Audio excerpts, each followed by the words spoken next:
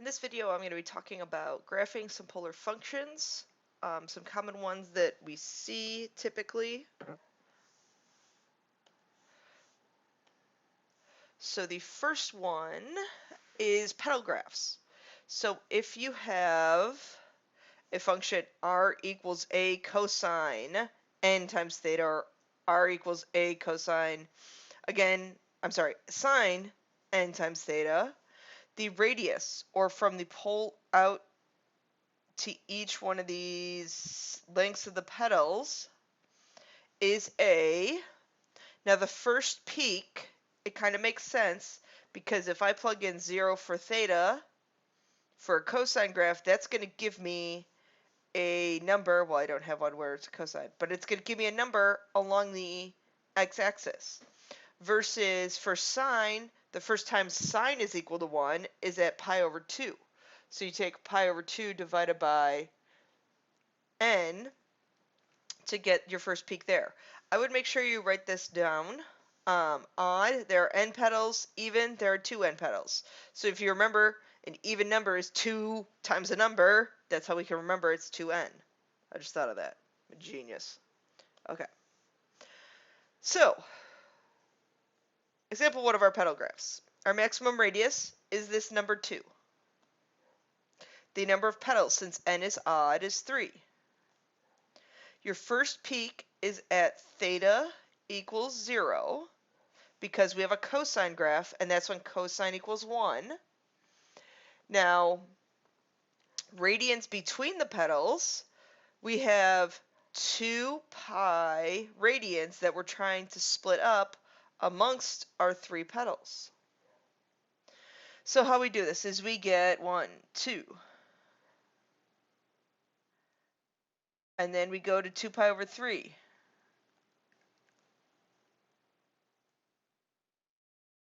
And then I add another 2 pi over 3, that's 4 pi over 3.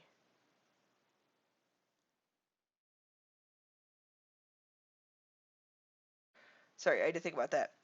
4 pi over 3. I'm kind of distracted. And then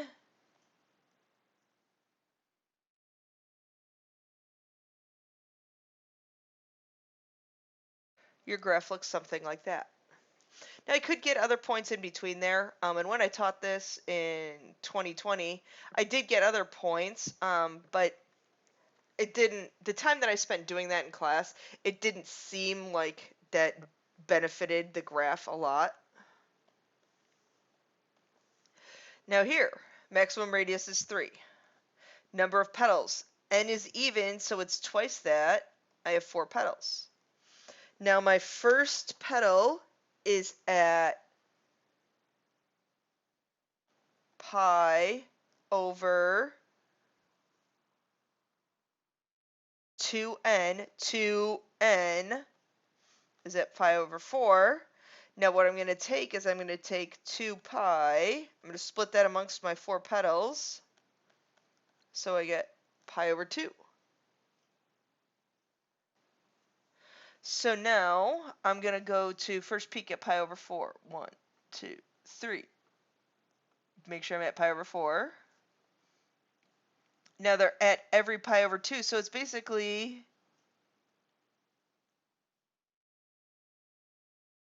2, 3. At all of your 45-degree angles, 1, 2, or at least that's what I call them.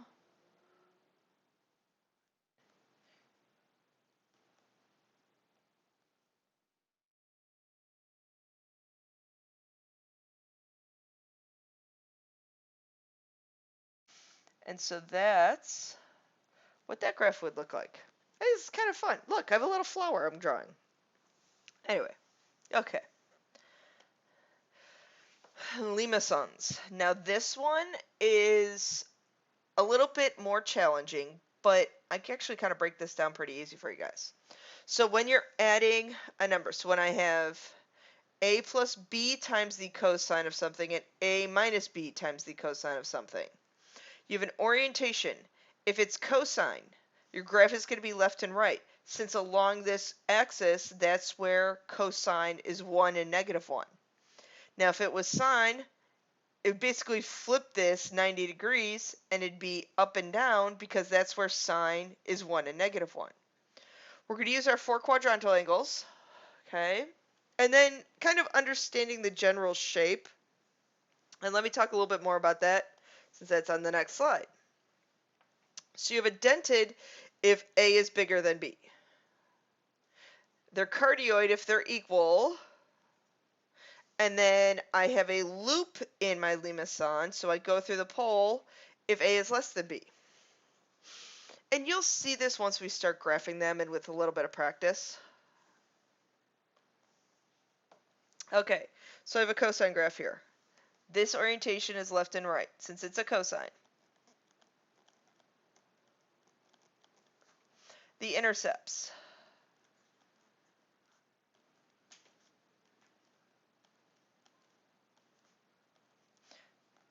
So start with all your quadrantal angles. 0, pi over 2, pi, and 3 pi over 2, and get points. So when I plug 0 in there, cosine of 0 is 1, so I get 4.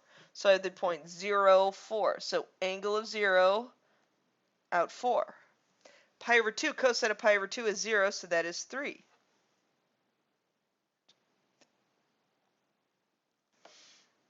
Pi, cosine of pi is -1, so 3 minus 1 is 2.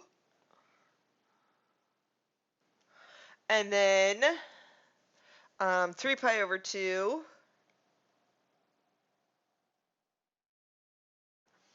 Sorry, I'm looking at my notes. I have these points backwards in my notes. 3 pi over 2, I get 0, 1, 2, 3. So going back, A is bigger than B. A is bigger than B, so it has a little dent in it. I'm not the best at drawing these. So it probably comes in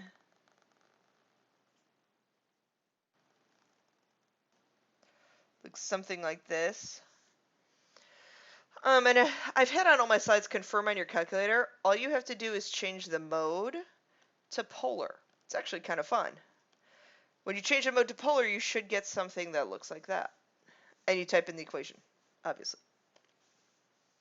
Okay, next one. Orientation, again, is left-right.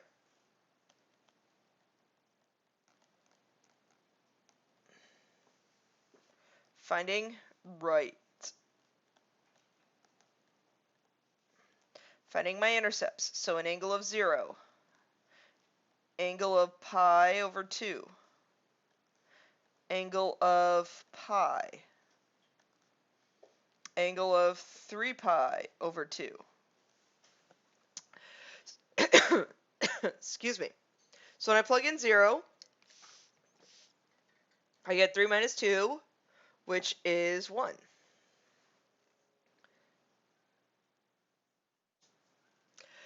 When I plug in pi over 2, which is 0, I get 3. 3 pi over 2 is the same thing. And when I plug in pi, I get a -1, so I actually get a 5 as my output.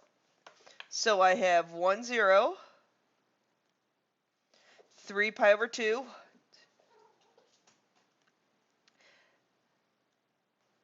5 pi,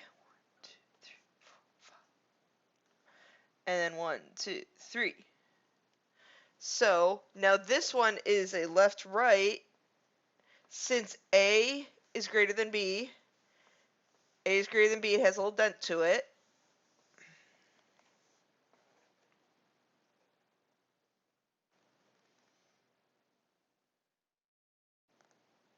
It looks something like that. Oh, I forgot to give us our general shape. Dented.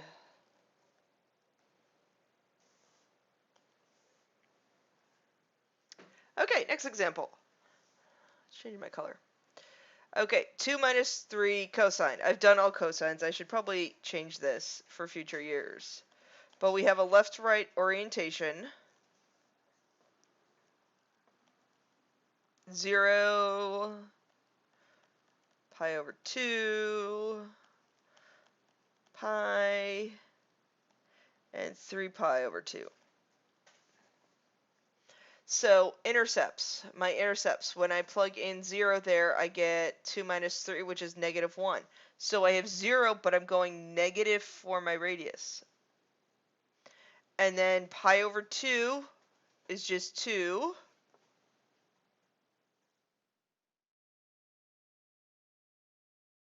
Three pi over 2 is also 2. I know I did these a little out of order. And then when I plug in pi, that's a negative 1, so that gets me 5. Wait, 1, 2, 3, 4, 5. So since my A is less than B, we have a loop. So what that kind of looks like is, and I do a real bad job graphing these, kind of loops around, goes through, kind of comes out like this, and looks something like that. If you graph this on your calculator, I'm sorry, that was really bad of me. If you graph this on your calculator, it'll show you how it graphs. I bet you it probably goes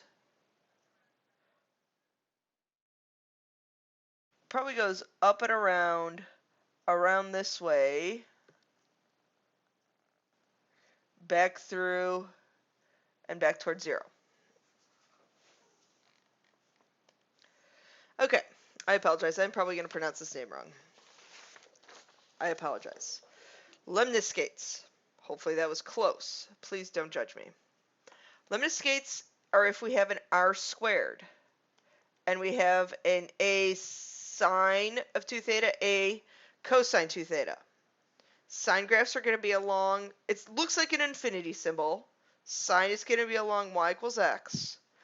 Cosine is going to be along the positive and negative x-axis. That's only because this is where sine is equal, or I'm sorry, cosine is equal to 1.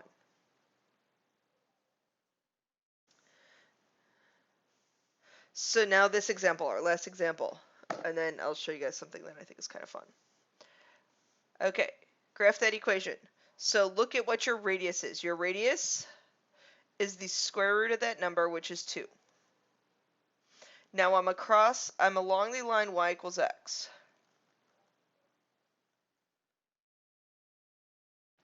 So I'm along that line, and I go out 1, 2 units, kind of make an infinity symbol. That is a horrible graph. Oh my god, we're going to erase that and retry. So along here, I'm going to have 1, 2. Along here, I'm going to have a 1, 2.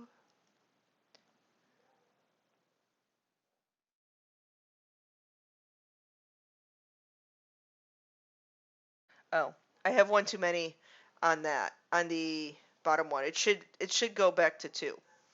Let's redo this. I apologize. It's all fun and games. I'm sorry, I'm also focused because there's some interesting stuff happening on my TV, so I'm not completely focused. So there we go. And that is how we graph some polar functions. The last one that I kind of wanted to show you guys was the spiral of Archimedes. If r equals theta, kind of gets a spiral, and I think that's kind of a fun graph. Okay, that's all I have for you for today.